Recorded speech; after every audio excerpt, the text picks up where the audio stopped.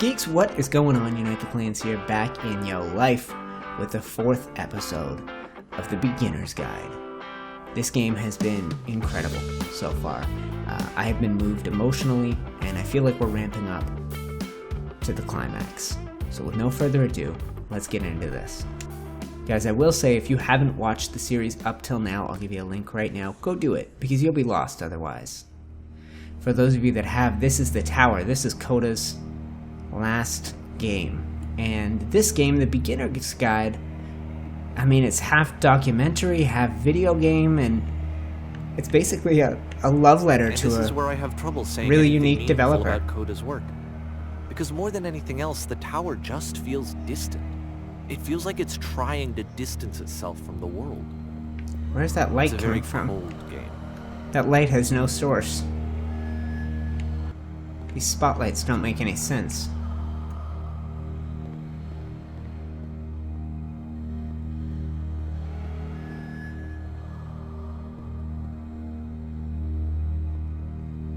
This room actually has a maze in it.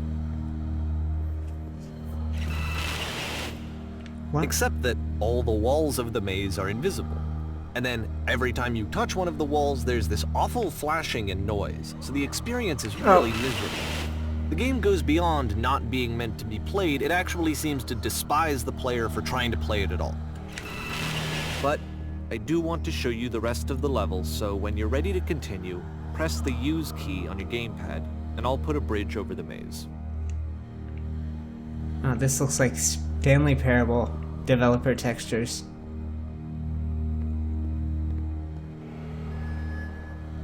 Can you show me the maze? Take us all the way back to the beginning? And to be fair, it's not like this is the first game that's needed some modification to be playable. Like the house cleaning game. You know, that one used to actually loop the cleaning chores and you just cleaned a house forever. I had to cut it off so that you could exit the house and the game would actually end. But that game had an idea that it was actually trying to communicate. Yeah.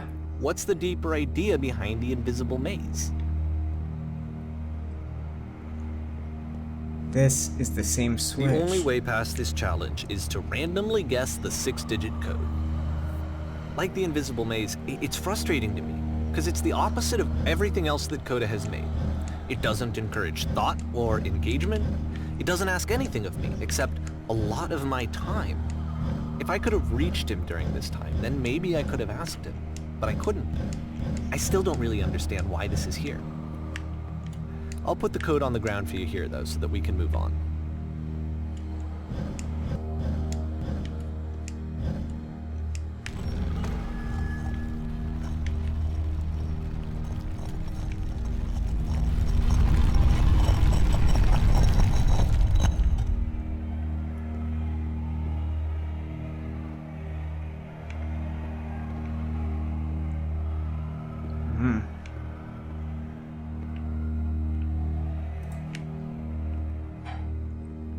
Okay.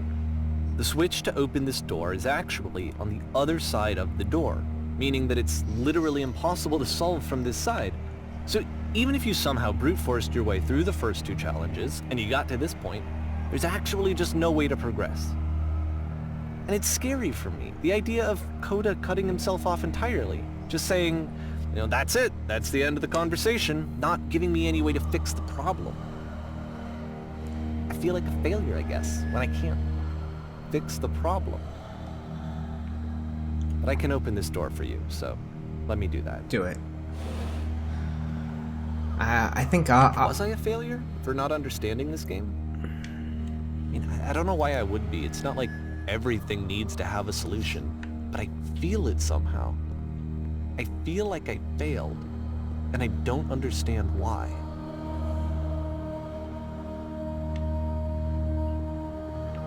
I remember, it's June of 2011, I'm playing this for the very first time, and as I'm playing, I'm thinking to myself, I don't know this person.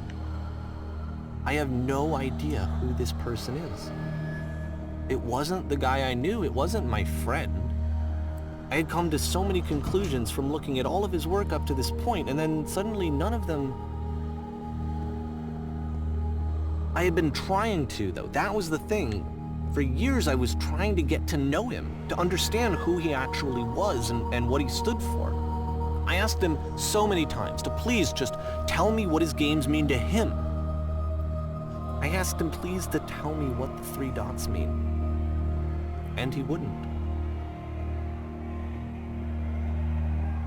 Wow. This whole game might have been made without Coda knowing. It seems like that.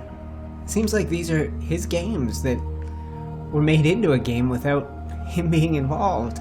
It's kind of crazy, and I just felt so strongly that if I could have connected with him, that if I could have somehow made his work my own, that I would finally be once and for all happy. well, what I was about to I say needed to see myself is as that he someone else. has. This is not the games. This To is be better. someone other than me. But he stopped and left. And it felt somehow like I had failed. Yeah, this is incredibly unique, and Davey Wreden's done a wonderful job with it. These aren't the games that Coda made. This is so much more than what all those individual pieces are together. This is incredible.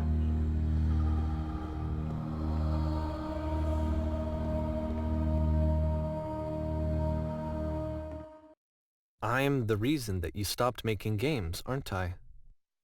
It's because of what I did. I poisoned it for you. Dear Davey, thank you for your interest in my games. I need to ask you not to speak to me anymore. Dear Davey, thank you for your interest in my games. I need to ask you not to speak to me anymore. Oh my god. And he did it through a game, which of course is why Davey made this.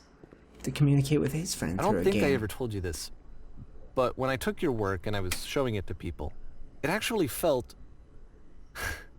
it felt as though I were responsible for something important and valuable. I wonder at times whether you think I'm making these games for you.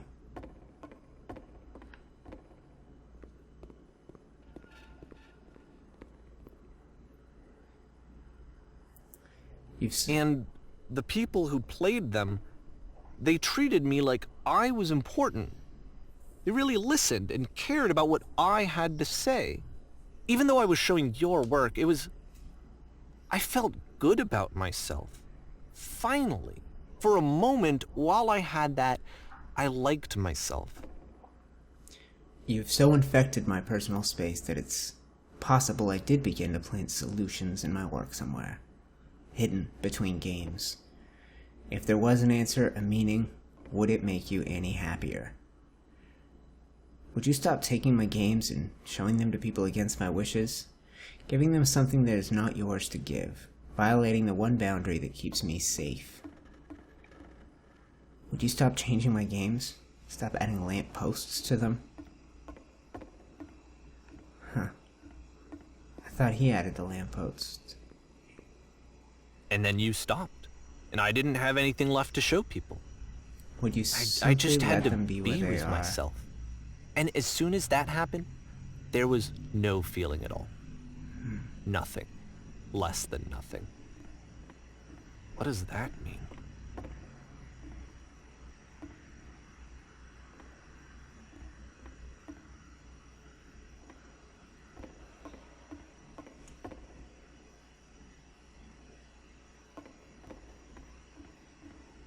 Is that still a message to Davey?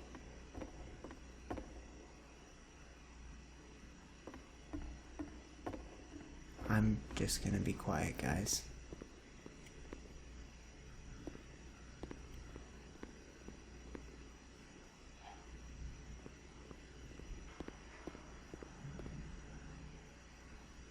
I'm afraid that I did something really stupid because I don't like myself.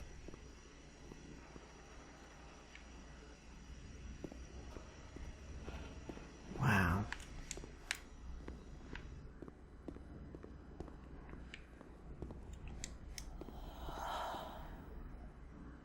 Huh.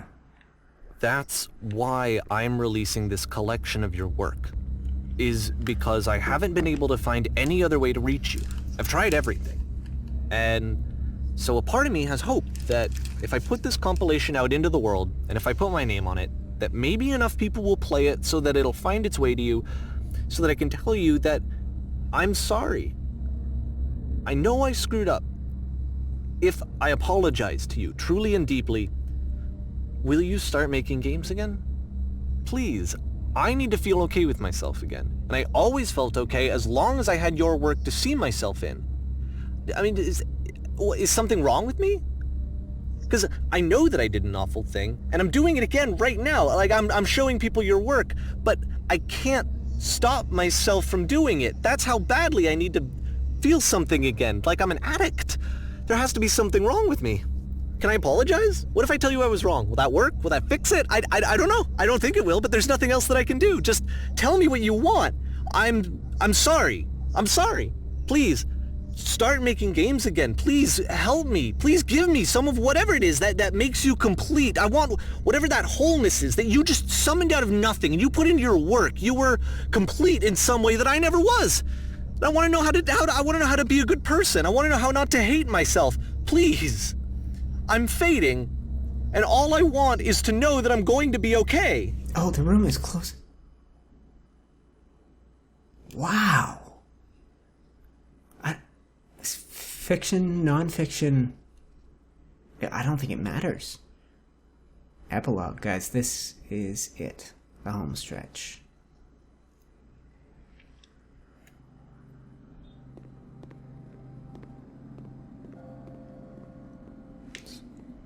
Like Grand Central Station or something?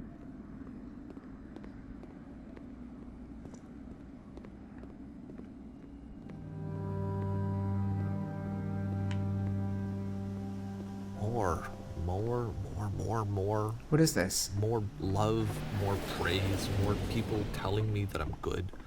Always more. It's like a disease.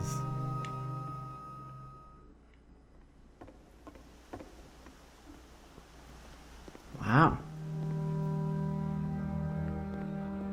Not what I expected. Not what I expected at all. Solution. Wow. Wow.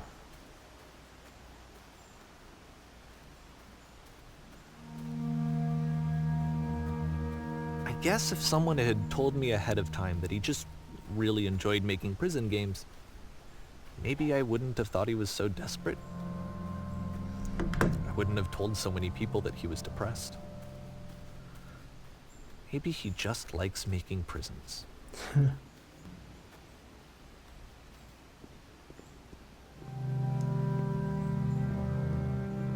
Is this another prison game?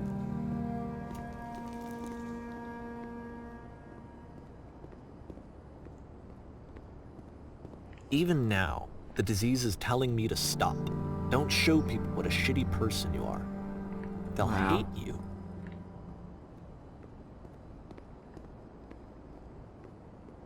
It's weird.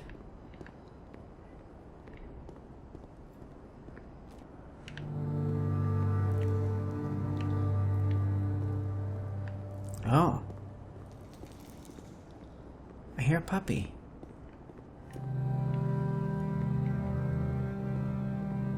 The dark space between rooms. Right.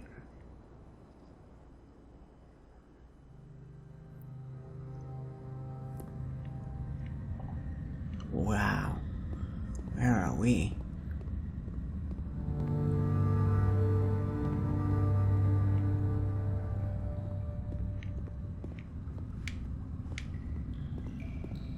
This is so creepy. If I knew that my life depended on finding something to be driven by other than validation, what would that even be? It's strange, but the thought of not being driven by external validation is unthinkable. Like, I actually cannot conceive of what that would be like. This is really personal, guys. With me being a YouTuber, it really relates. I mean, I try not to be happier when I'm getting more views or subscribers or comments or likes, but those things do make me happier. Is that a healthy thing to rely on? Yeah, what now? My whole body is tingling. I think I need to go. And I'm sorry, because I know that I said that I would be here and I would walk you through this, but I'm starting to feel like I have a lot of work to do. I have a lot that I need to make up for, and so I'm just gonna... Okay. Thank you. Is that it? I think it's just you and me from here on out, guys. Davey has left us to find the ending all on our own. I'm not sure I'm ready for it, though. Not sure I am. This has been powerful. Because this game is as much about what I do as what a game developer does. You know, that thing about relying on people for external validation, it's a giant part of... Again, okay. Giant part of what a YouTuber does, and this game's got me thinking. Let's go.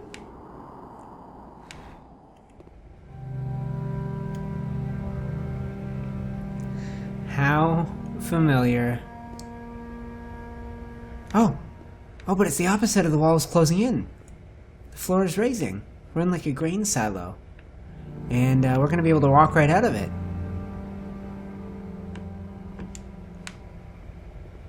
Or will we? Yeah. Geeks, this isn't a game where I've had to do a whole lot of talking. Davey has handled the lion's share of the work, but now that the narrator has left us, I'm finding myself not in a rhythm to be talking. I was just ready to experience the game, and it really has been special. I mean, I loved the Stanley Parable, but it was fiction, it was fun, it was silly. This is very real.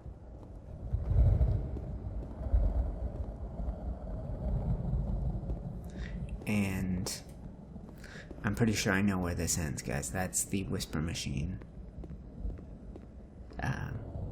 Where you give yourself, if you watch the first episode, to save everyone else. And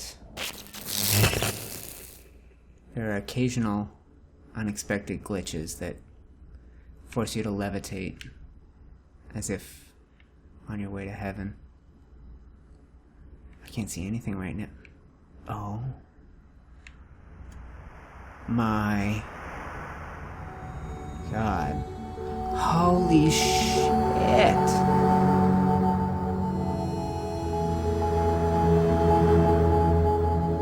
Wow. Wow.